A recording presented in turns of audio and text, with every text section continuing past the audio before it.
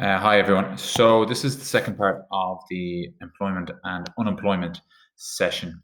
And what we're going to look at in this section is how unemployment and employment is calculated, who calculates it, the purpose of this calculation, and again, kind of what does the Minister for Finance, who is the most important person when it comes to economic decisions, what do they do with those sort of numbers? What kind of interventions can we put in place if employment or unemployment is too high? So this is how this is calculated, and it is calculated using this thing called the Labour Force Survey. So this is something you'll need to remember, and you might see this as an abbreviation, like what is the LFS in a short answer question, for example.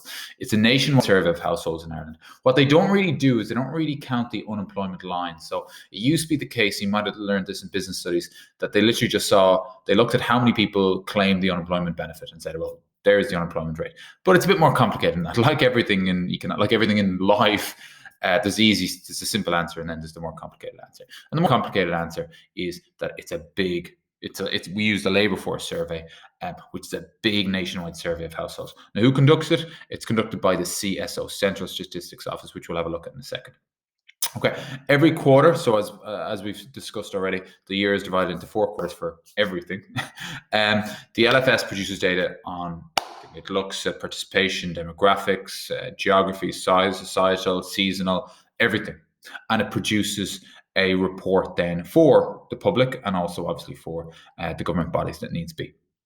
Etc., etc., etc. Okay, so loads of stuff that they collect, and I'm just going to give you kind of a snapshot of the stuff that they collect here. So this is the latest one. This is released on the 17th of November 2020. All right, and again, when you're going to do your research project next year, whatever it's on, you're going to use information from the CSO because it's one of the best sources of data that we can collect. It's primary sources or it's secondary source of data, but it's collected by a government body, so it's a perfectly reliable source.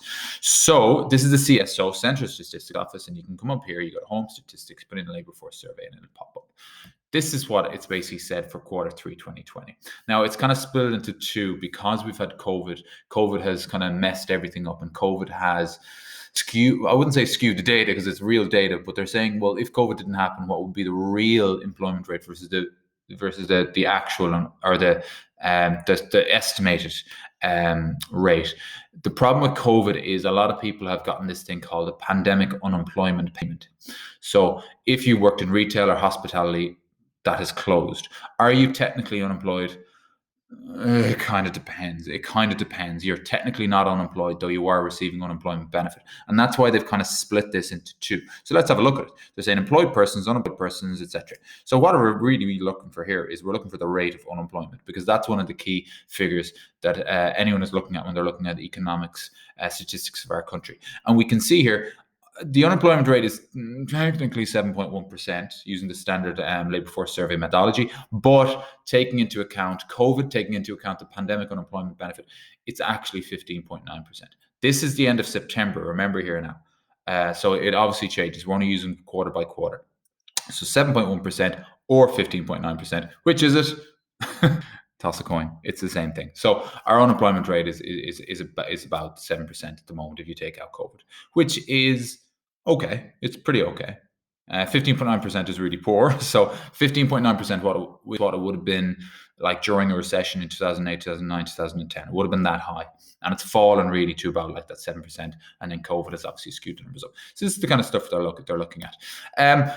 You can go into huge amounts of details if you want with this Labour Force Survey. I mean, you can literally just open this up and you can go down the rabbit hole of looking at this. And there are people, there's statisticians and economists whose job it is to drill down into all of these tables and have a look exactly at societal and demographic and geographical issues. So you can see here, for instance, a couple of things. The long-term unemployment rate is 1.4%.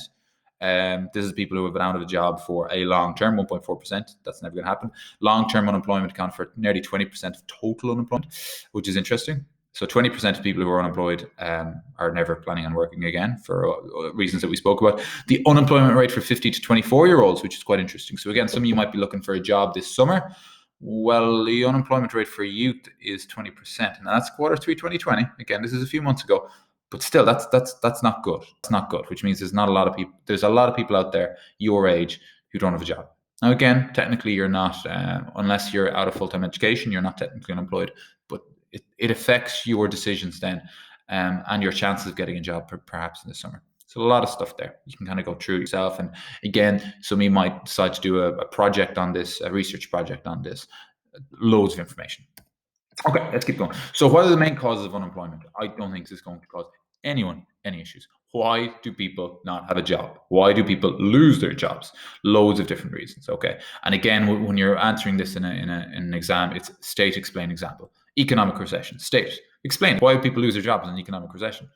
Because companies close down during a recession. There's a decrease of demand for goods from consumers. Therefore, people are let go because there is no demand for that good in the factory, for example. Okay, so economic recessions, obviously. Relocation of industry, someone moves somewhere else. So a lot of our clothing manufacturers historically have moved to lower cost locations. That's why most of our clothes are made now in Thailand, Vietnam, Bangladesh. This just moving, so people lose their jobs. Irish companies exporting to the US and the UK.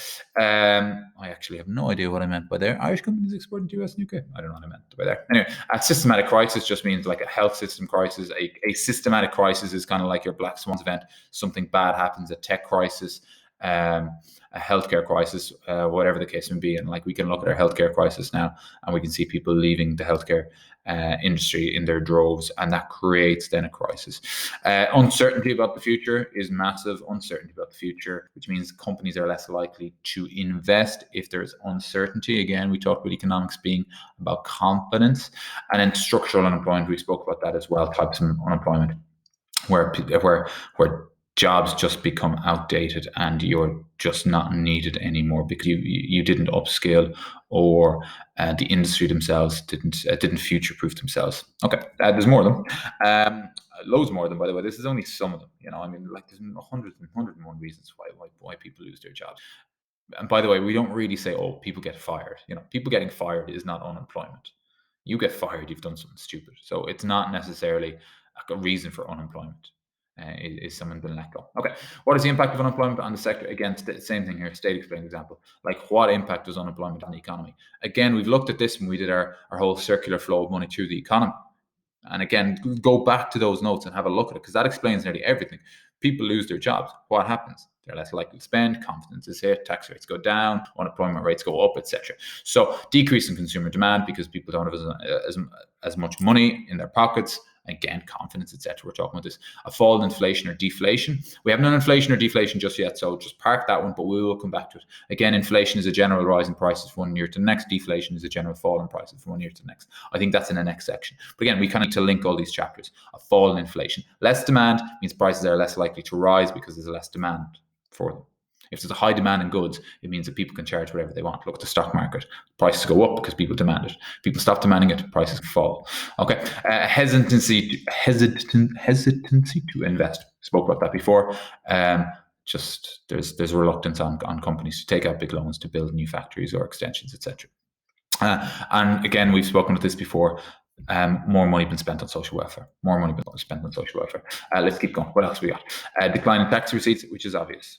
You're working, you pay VAT, or you pay PRSI, you pay PIYE, you spend, you pay VAT. And tax rates go down. Taxation burden on the employed. It means, again, what this means is if there's a lot of unemployment and there's high social welfare payments, the government may have to increase taxes to pay for this increased cost of welfare. So our taxes could increase if a lot of people lose their jobs, which means I pay more. It's a greater burden on me. Increase in social problems. You can see this with deprivation and poverty and these disadvantaged communities all over the country. And nearly all of which is caused by employment. Youth unemployment as well. I mean, there are some places in Dublin, you notice, and in Galway, where am I off to, where, youth unemployment could be 40 or 50%. And what do you do if you're unemployed and you're a youth? You just hang out all day and, of course, causing trouble because that's all youth do. Right. Lower demand for wage increases. Lower demand means that people aren't going to demand a wage increase because they're kind of worried about the future. If I demand a wage increase, well, then I'll be let go, or will my company relocate? So if there's uncertainty there, you're less likely to get a pay rise if there's a lot of people unemployed because there's someone else who can fill your boat. What are you going to do? Leave your job?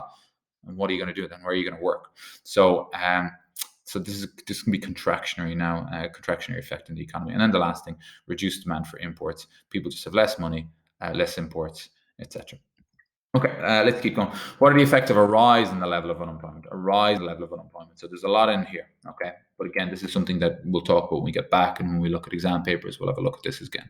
This is just kind of summarizing everything. Reduction in tax, increase in social welfare payments. So from the government point of view, it's bad. It's kind of a double whammy. And again, I really want you to think about this. If you lose your job and you go on the unemployment, you stop paying taxes and then you start getting welfare. So it's a double whammy. It's the government is hit on two fronts. Every single person who loses their job, I get 40 grand a year. I lose my job, 10 grand doesn't go to the government, and now 10 grand has to be paid by the government. So it's like a 20 grand, 30 grand swing in government revenue. And again, you multiply that by like 300,000 people, and you can see that's a big problem. 300,000 people times 20 grand swing, that's a big number. What is it? 600 million. Balance of payments, current account, lower incomes lead to reduction in imports because people don't have income. So again, we're trying to tie this in between.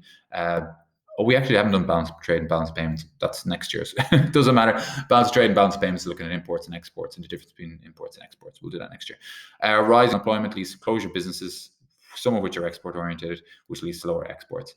Again, this is not good for our economy if exports start decreasing and exports start decreasing because businesses close. And then price inflation, again, we haven't really done this yet, but inflation is increased demand, prices go up, decreased demand, prices generally go down. So what's actually happening here? And we'll look at demand, pull inflation, and etc. And then the CPI, again, that's inflation. We'll talk about that later on. Okay. So what can we do in Ireland for reducing unemployment? So again, this is coming back to government interventions, and not just government interventions, our own interventions.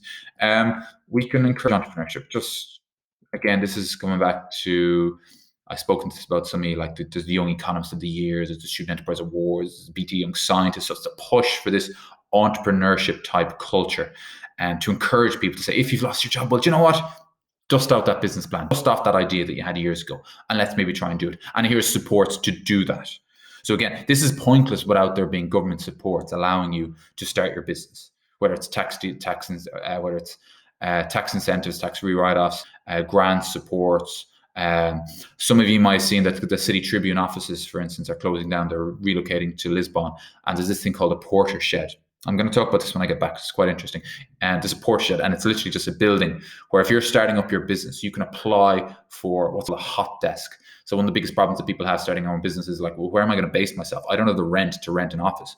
So the government in this country or in Galway have this place called a porter shed. You literally apply to it, send out your business plan, and they will give you a desk. They will give you a desk, you have broadband, you have a phone, you have a postal address. I'll talk about that when I get back. Really interesting. It's going there in the City Tribune offices there on Market Street. Decreased taxation. Decreased taxation for us, for people who are working, which incentivizes us to spend. And if we spend and we have the confidence to spend, then one would assume that companies will then start hiring again, especially in retail and hospitality.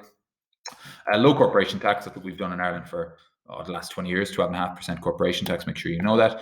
Subsidised additional labour, which again means the government will pay the wages of certain people. So they did that a few years ago with this thing called an internship, where we got people into our school, for instance, and they were paid by the government to assist the teachers. It's kind of like teacher assistants. It fizzled out after a couple of years, but you can do that. So the government can pay people to work for you, kind of like interns. And again, reduce costs for businesses, reduce insurance rates, reduce corporation tax rates, water rates. If the government controls the electricity market, again, they can ask ESB or Bord Gáis to decrease the cost. It's very simple to do. Okay.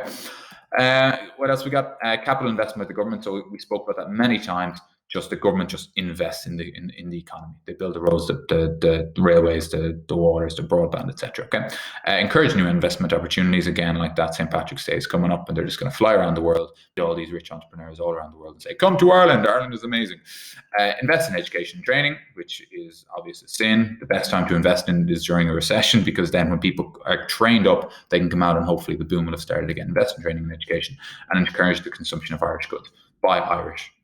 Keep the money in Ireland, keep supporting Irish businesses. Last, oh God, I'm gone out of time here again.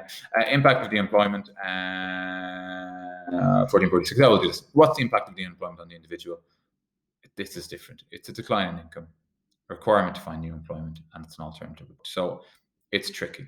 Unemployment has massive societal effects on the person themselves, and really what this can lead to is emigration or societal problems. I'm going to stop that. We'll see you later. Bye, bye, bye, bye.